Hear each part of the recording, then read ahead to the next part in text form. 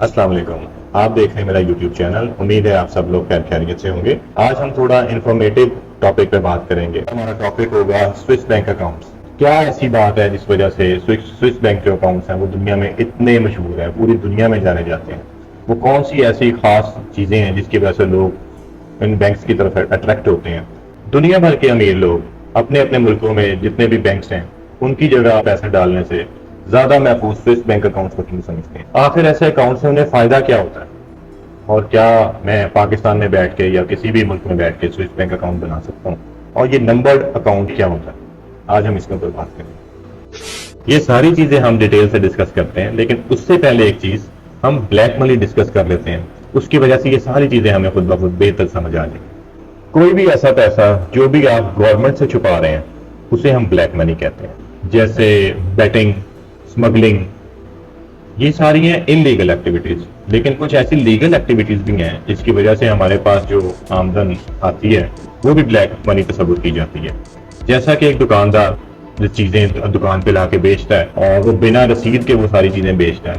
फर्ज करें वो चीज 50 रुपए की लेके आता है और वो 100 रुपए की बेचता है, लेकिन उसके पास इसकी रसीद कोई नहीं होती। उसने 10 चीजें बेची जो आयु से 500 की थी, लेकिन अब 1000 रुपए की वो बिक गई हैं।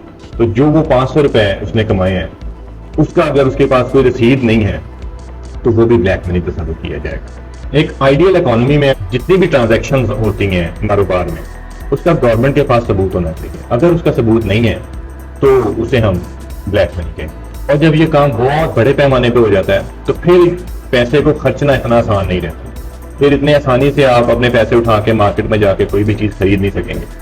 आपको डिफरेंट सोर्सेज यूज करने पड़ेंगे जिनकी तहत आप इसी ब्लैक मनी को वाइड कर सकें। और इसके ऊपर सबसे प्रायोरिटी पे जो काम है वो स्विस बैंक करते हैं। ये जो स्विस बैंक हम वर्ड यूज करते हैं ये कोई एक बैंक नहीं है। स्विट्जरलैंड में जितने भी बैंक्स हैं उनको स्विस बैंक के नाम से जाना जाता है। 17वीं सेंचुरी में स्विट्जरलैंड गवर्नमेंट ने एक रूल पास किया कि जिस रूल के तहत स्विट्जरलैंड का कोई भी बैंक जो है वो अपने किसी क्लाइंट की किसी भी किस्म की डिटेल दुनिया भर में किसी भी फर्म को या किसी भी इदारे को या किसी भी बंदे को नहीं फराम करेगा। इस रूल के पास होने की वजह से स्विट्जरलैंड का जो कैपिटल है जनीवा, बशमूल उसके दुनिया भर से लोगों ने स्विट्जरलैंड के बैंक्स के साथ राब्ता शुरू कर दिया। और यहीं से स्टार्ट होता है स्विट्जरलैंड के बैंक्स के अंदर एक सीक्रेसी और साइलेंस का कल्चर जो आज के दौर में और किसी भी जगह आपको अवेलेबल नहीं है।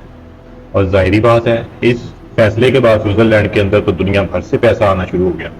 इसके बाद तकरीबन 19वीं सेंचुरी में स्विट्जरलैंड की गवर्नमेंट ने एक और रूल पास किया जिसके तहत स्विट्जरलैंड का कोई भी बैंक दुनिया भर में किसी भी एजेंसी को, किसी भी गवर्नमेंट के इदारे को किसी भी किस्म की अपने क्लाइंट की डिटेल फराहम करेगा तो वो पनिशेबल ऑफेंस होगा उस बैंक के खिलाफ।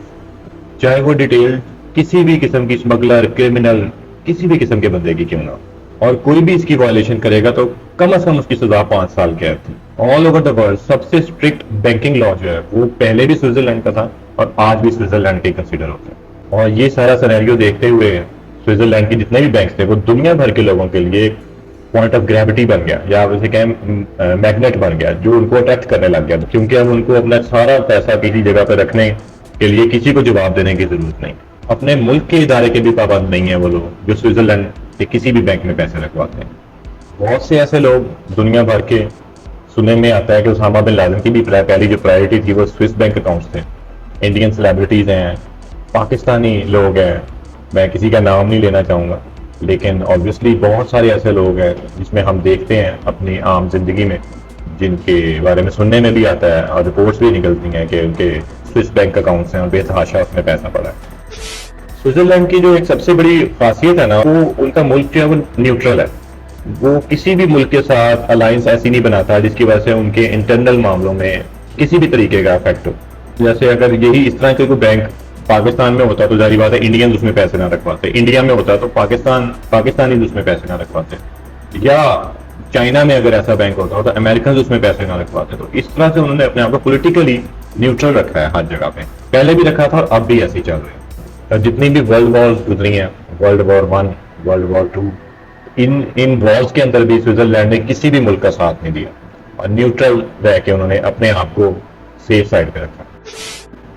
1501 से लेके अब तक 2023 तक स्विट्जरलैंड किसी भी किस्म की जंग में शामिल नहीं हुआ। ये जो उनकी पॉलिसी है یہ کسی بھی ملک کی پالیسی ہو تو یہ اس کے لیے بہت بڑا ایڈوانٹیج بن جاتی ہے، کیونکہ سوئٹزرلینڈ نے ہر دور میں ہی پیسے کمائے ہیں اس بینکنگ لا کی وجہ سے.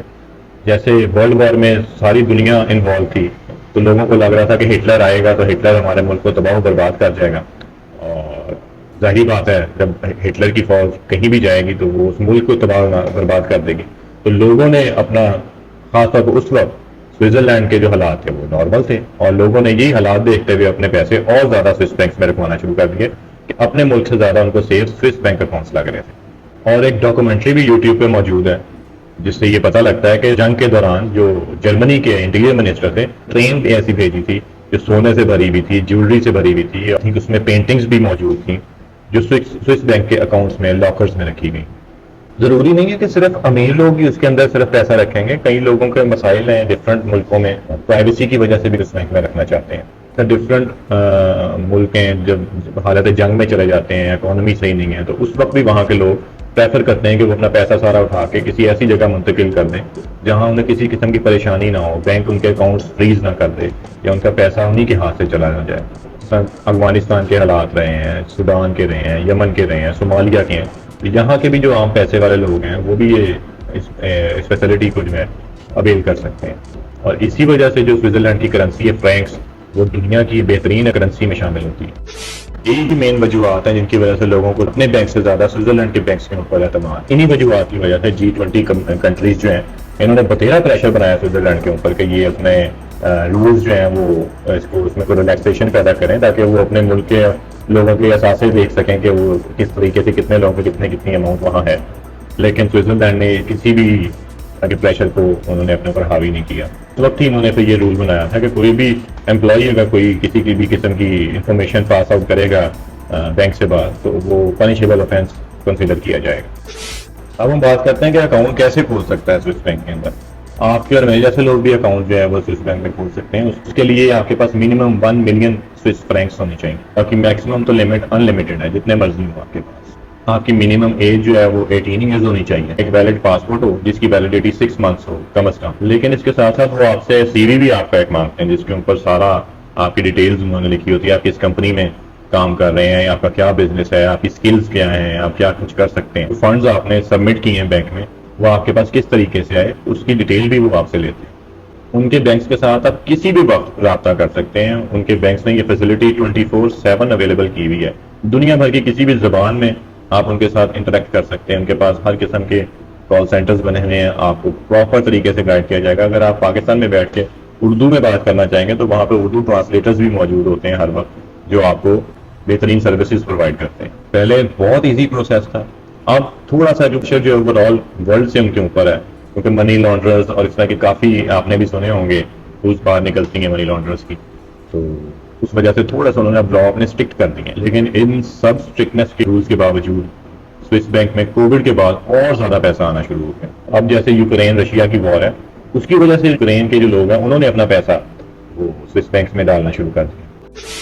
اوبویسلی دنیا بھر میں گلوبلائزیشن کا سلسلہ جاری ہے جس کی وجہ سے سوئس بینکس نے بھی آن لائن بینکنگ شروع کر دی، جس کی وجہ سے کووڈ کے بعد خاص طور پہ ان کی ٹرانزیکشن میں 48% جو ٹرانزیکشن تھیں وہ آن لائن شروع ہو گئی. اب جو نارمل اکاؤنٹ ہے سوئس بینک کا وہ تو کوئی بھی کھلوا سکتا ہے. پاکستان میں بیٹھے ہم کہیں سے بھی بیٹھے آن لائن اپلائی کر کے کر سکتے ہیں. لیکن ایکچولی جو سوئس بینک فیمس ہے وہ اپنے نمبرڈ اکاؤنٹ کے لیے فیمس ہے.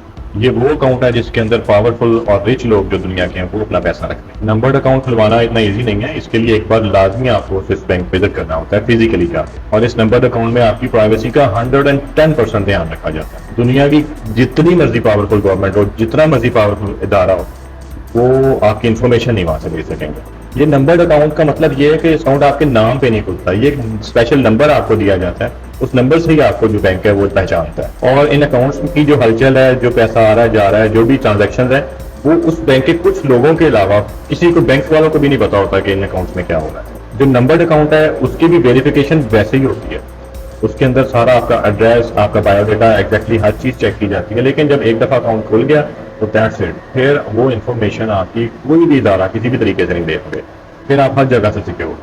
کسٹمر کی خاص طور پہ جو آئیڈینٹی ہے نا، اس کو بچانا جو ہے وہ سوئس بینک کی سب سے ٹاپ پرائرٹی یہ ہوتی ہے. नंबर्ड अकाउंट में स्विस बैंक के जो सिस्टम है उसके अंदर भी आपका नाम नहीं कहीं पे शो हो रहा होता, यानी उसके एम्प्लॉयज को भी नहीं पता लग सकता कि ये किस बंदे का अकाउंट। इसी तरीके से कोई भी साइबर क्राइम होगा, कोई हैकिंग सिस्टम की हैक हो गया अकाउंट, फिर भी आपका नाम नहीं कहीं पे डिस्क्लोज होगा, वो नंबर ही जहाँ जा रहा होगा नंबर के नेम से, लेकिन वो आपका नाम कहीं भी नहीं बाहर निकलता। और आपकी जो बैंक स्टेटमेंट होती है उसके ऊपर भी नाम नहीं होता, वो भी वो नंबर ही चल रहा होता है। और ऑब्वियसली इसके वो चार्ज, इस आपके नंबर अकाउंट के चार्जेस डिफरेंट है, वो अप्रॉक्सीमेटली $300 एनुअली जो है वो चार्ज करते हैं इस नंबर अकाउंट के।